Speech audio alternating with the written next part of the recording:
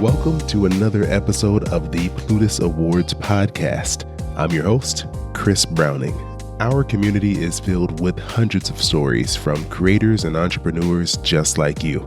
And through this podcast, we plan to share these stories from bloggers to podcasters, writers, speakers, and more. Let's meet today's guest. Hi, my name is Melanie Lockert. You may know me from Dear Debt or Lola Retreat. I started Dear Debt 6 years ago and started Lola Retreat 2 years ago. I do this because I'm passionate about mental health and money and getting people out of debt and also empowering women to get their finances together. Melanie, what does it feel like to have a shelf full of Plutus Awards? It feels pretty good. It feels nice. I have to say it's been nice to be recognized by the community and for my work. And I think a lot of people can say that working for yourself or blogging, all of this stuff can sometimes feel like you don't know if you're making a difference or if anything that you do matters. So it is nice to be recognized and kind of feel like, wow, people are taking notice of what I'm doing. So it feels nice. I think it's well deserved. So for those who don't know, you have 4 Plutus Awards. So you won Best Debt Yes. Blog twice. Yeah, 2 years in a row. Best Freelancer, Foundation Service Award, and now you're a nominee for Biggest Impact this year for the 10th Annual Plutus Awards. Yeah, it's crazy. It's wild. So you're very familiar now with the Plutus Awards stage and the awards themselves. So what was your most memorable award that you've won so far? I would have to say definitely the Foundation Service Award, just because I didn't know that category existed. I don't think that was an official category the year that I won. And number 2, it's really about my suicide prevention blog tour that I've been doing for the past 3 years. We're going on year number 4, and it's really been a passion project that I've been doing every September, where I get my blogger friends together and we write about suicide prevention and debt and depression and kind of this link that no one really talks about. And so to be recognized for that was so nice, and just the whole winning process actually was very, very meaningful for me. I actually was not at the award ceremony that year. I was nursing my heartache in Mexico. I had gotten out of a 9-year relationship and I was so completely devastated, and I thought I need to just get away and not be near anyone and just like cry and drink margaritas. And so that's what I was doing. And on the last day that I was there, I turned on my phone and my phone was blowing up. And I was like, what is going on? And I kept seeing all these tags on social media and this and this and this. And like, I knew I was up for Best Freelancer, but there wasn't even the category for, Foundation Service Award. And I just saw that I won this award. And then I saw Kathleen Selmans, who really helped me start my blog. She accepted the award on my behalf and had this wonderful, beautiful video and talked about kind of the stuff that I've done and just bawled my eyeballs out. And it was really poignant though, because like I said, I was at a really low place at that point in my life and pretty devastated. And so to feel all of that love and recognition at a time when I just felt so completely alone was really nice, and it was really impactful.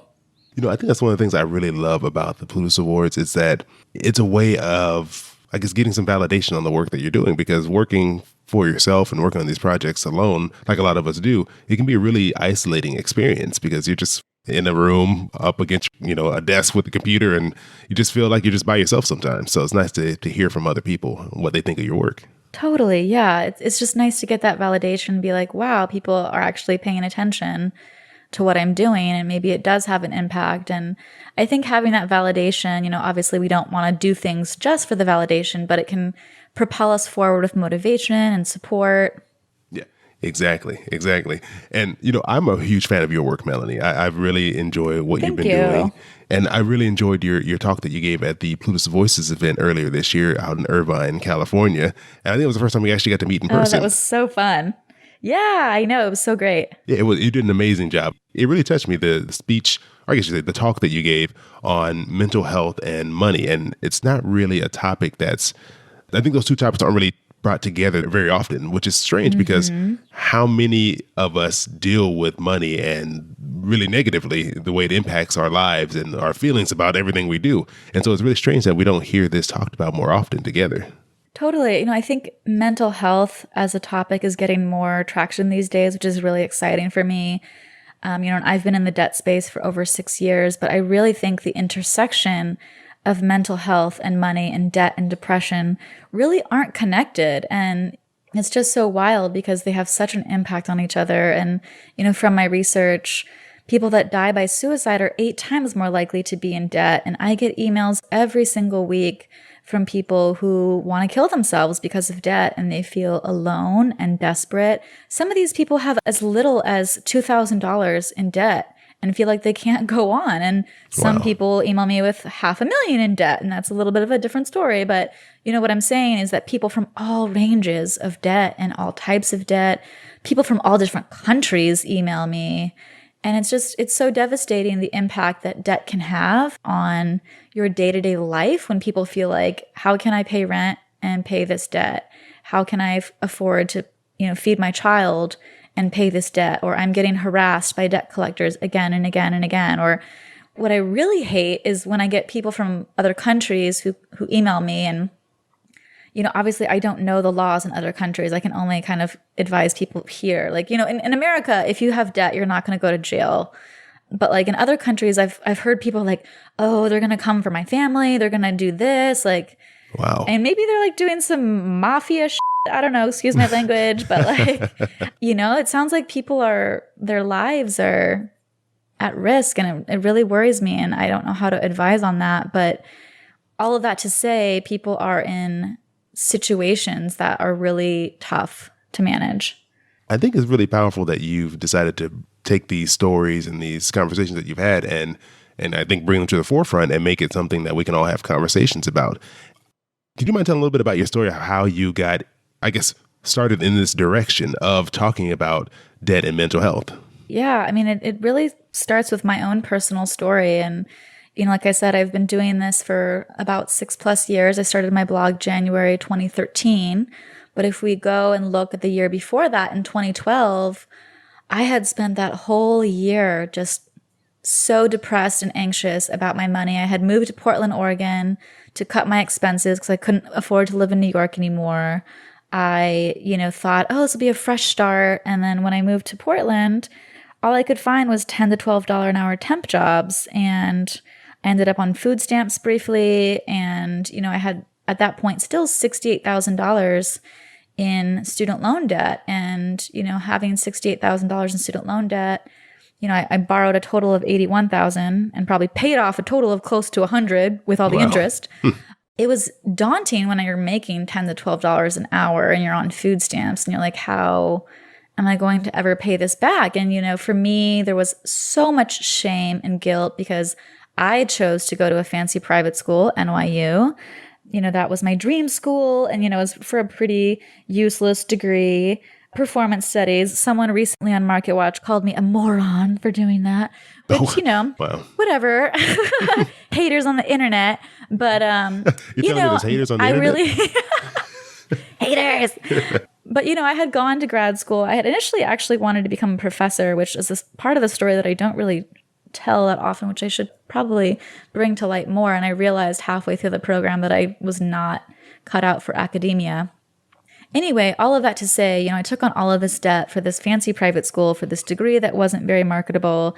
I just thought, wow, like, it's all my fault that I'm in so much debt. I tried to do what I was told and go to a good school and get a good network and work hard. And I just felt alone and trapped. And I felt like all of my friends were having fun and not worrying about money. And like their parents paid for college or they got a full ride for this or that. And like the anxiety just felt crushing. I remember feeling like there was an elephant on my chest every single day. It just felt so tough. And like anyone that's ever suffered from depression and anxiety knows the physical manifestation of that. And it's just like, it's really hard to live with because there's knots in your stomach, there's tightened chest, there's headaches, there's extreme fatigue. Like the symptoms are just endless. And I went to counseling for a little bit. I was able to go to Portland State University and get some of their graduate counseling school sessions for $5. These are pretty much counseling students who are like one semester away from graduating who need like practice hours basically. And that helped, but it just kind of helped me cry a little bit less. So essentially, at the end of 2012, I was like, I don't know what to do. And, of course, I went to the internet and Googled everything and discovered personal finance blogs. And I thought, wow, these people have paid off debt. I'd never known anyone in my real life that had ever paid off debt. And so to find these seemingly normal people pay off debt, I thought, wow, maybe if they can do it, I can do it. But I felt like there weren't stories similar to mine. Like these were couples making $100,000, they sold their car and sold all this stuff and like they paid off debt in 6 months. And I was like, I literally have nothing to sell because I'm a minimalist and like I've cut back in every single way possible. I think at that time I was making either $16,000 or $20,000 a year, nothing that would help me pay off anything in 6 months. And, I knew that my journey was going to be years and years. And I just felt so depressed. And I felt like no one was talking about this relationship between mental health and money. And I was like, how come no one's addressing this part? They're like, oh, lower your interest, set up automatic payments, do the avalanche method. And all of those things are helpful for sure. But if you are so depressed and anxious that you can't even think straight, you're not going to do anything. And so I really decided to start my blog in January 2013 as a way to keep myself accountable in the debt payoff process, just because I was so sick and tired of being sick and tired. And I thought, I just have to get out of debt. There's no other option for me. Like I have to. I don't know how, but I have to. And so I started my blog and I wrote breakup letters to debt. That's the whole concept, Dear Debt, similar to Dear John letters. So, I started writing breakup letters to debt. I started addressing my mental health, my relationship with debt. And then I invited other people to do the same. And so it kind of turned into this community of debt fighters who are paying off debt, who are writing breakup letters to debt. And I realized I wasn't alone. And I realized that all of this community was really like serving as my accountability, and it kept me going. And so every single month I would post my debt repayment update, and it just really helped me pay off debt. And then, to make a long story short, it propelled me into this new career of freelance writing and event planning. And, it just changed my life in every single way. Pretty much starting to talk about mental health, like, of course, then I started getting more traffic based on kind of that topic. And I remember probably close to a year of blogging, I was looking at my stats and I saw someone had Googled, I want to kill myself because of debt, and found my blog. And I just stopped and felt like a pit of despair in my stomach. Like, what? Someone Googled this and found my blog? And it just really affected me because my grandfather died by suicide. So it's something in my family. And, I've had my own suicidal ideation in the past, which has not been fun or easy as well. And so I just knew that this person was really, really struggling.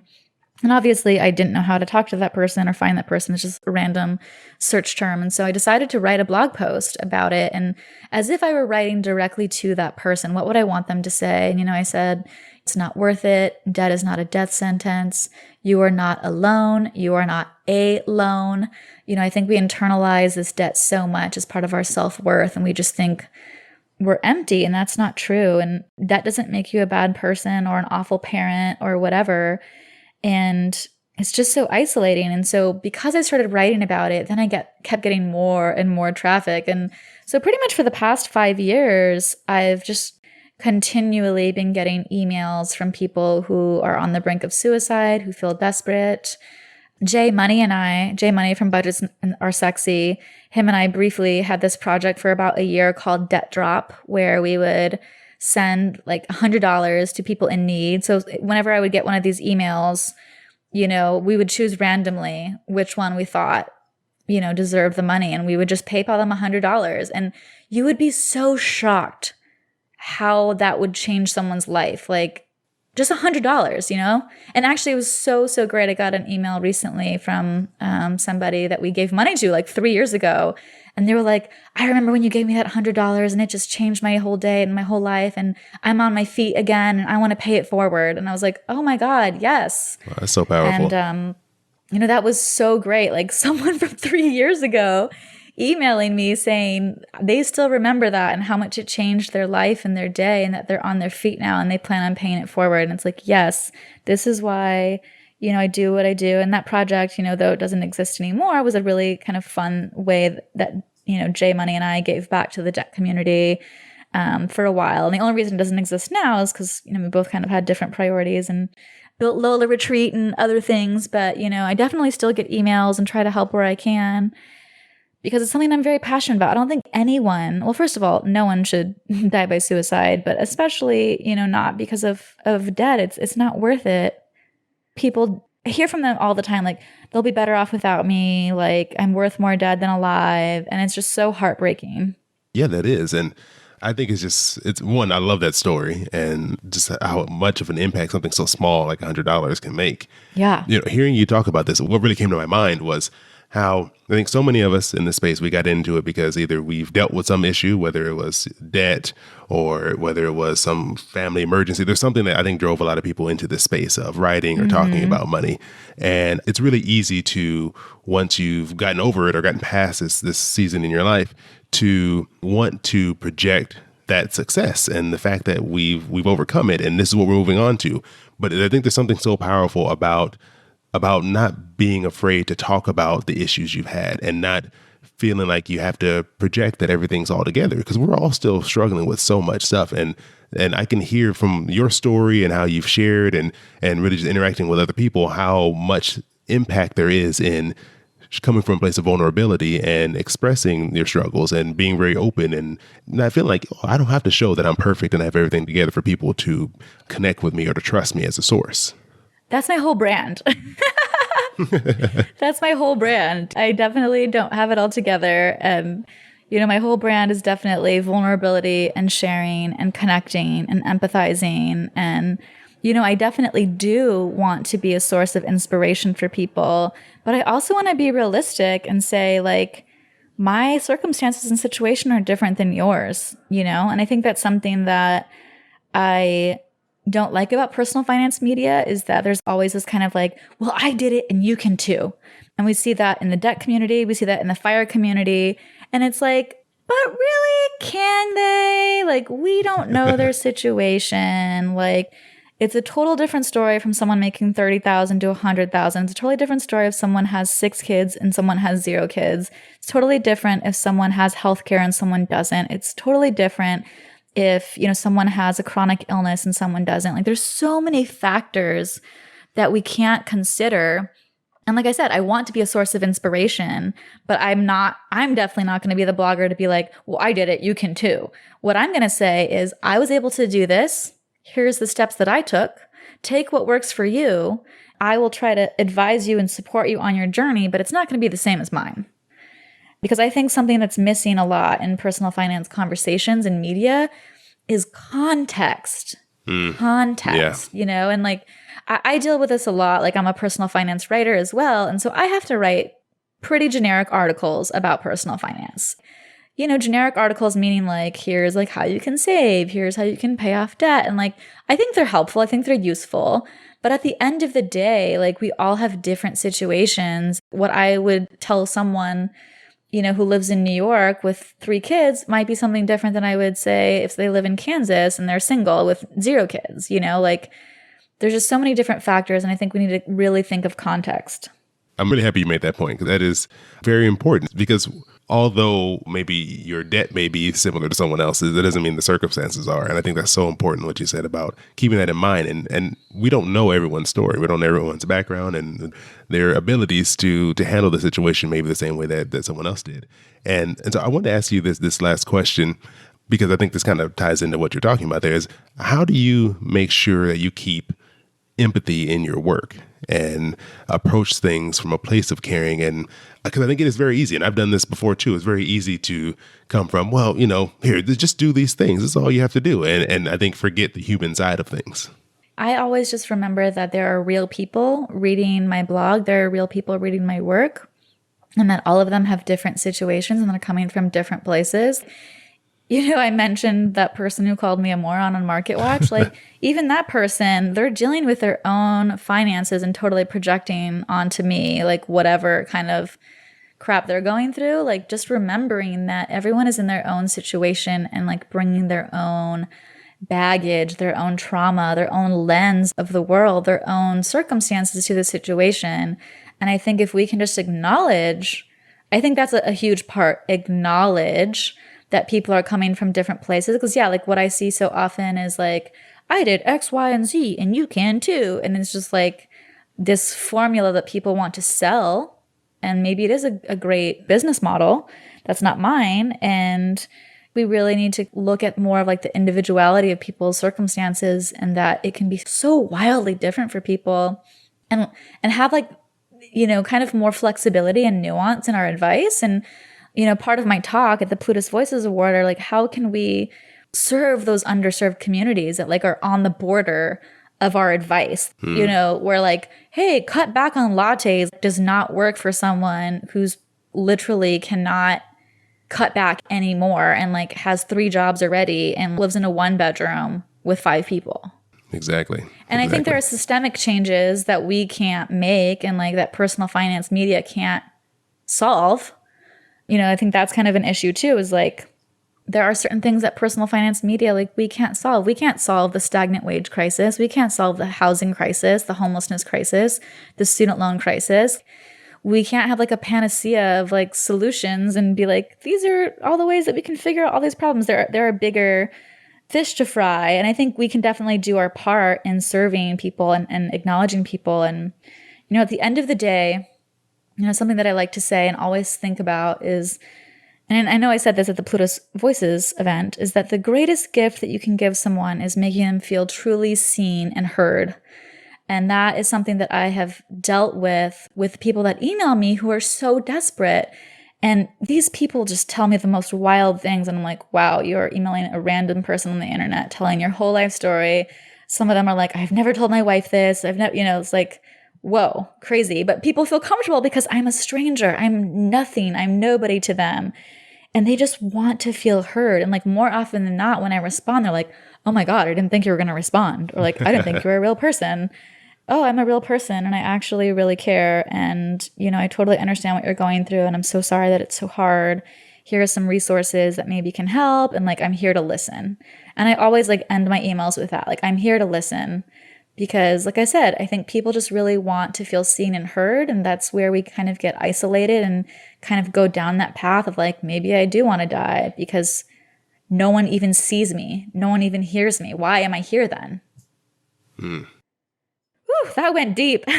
That was deep. I mean, but I felt that. I really felt that. I felt it too. I was like, oh. No, I appreciate that. I mean, I love the openness and the vulnerability you bring to every discussion that you have. Every time I've heard you speak, I can feel the same passion and vulnerability in the way you talk. And I think one of the things that you've done so well, and kind of referencing what you were just talking about, is building these places, these communities where people can come in and be seen and be heard. Mm-hmm. And I think that's probably the biggest impact that any of us can make, is to make people feel at home and feel like they're part of something, and that, you know, life is worth living, and give them something to strive for. So I really appreciate the work you do. And I think you're making a huge impact. So thank you so much. Yeah, thank you. Appreciate that.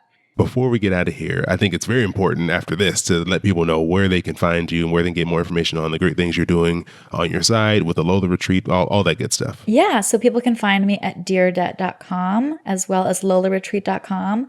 I'm in the process, hopefully soon, building out melanielockert.com as well, and then have another kind of mental health project that's kind of on the back burner right now, but hopefully coming to light soon. So definitely would love people to stay tuned on what I'm doing, but definitely for now, find me at deardebt.com and lolaretreat.com. All right, perfect. Now, I'll make sure we put that in the show notes so everyone can find it if they're out driving or doing whatever other than sitting by a piece of paper and or a computer. So, yeah. So thank you so much, Melanie. I appreciate your time. Thank you. I appreciate all of you coming back and joining us here for another episode. Next week, we are going to be joined by Allison Baggerly from InspiredBudget.com, and she's going to be talking to us about building and developing an Instagram community. So make sure that you are subscribed so that way you get that episode and more here from the Plutus Awards Podcast. You can learn more about our guests and the Plutus Awards Podcast at PlutusAwards.com/podcast. and on Instagram at Plutus Awards. Again, thanks so much for joining us, and remember to keep creating.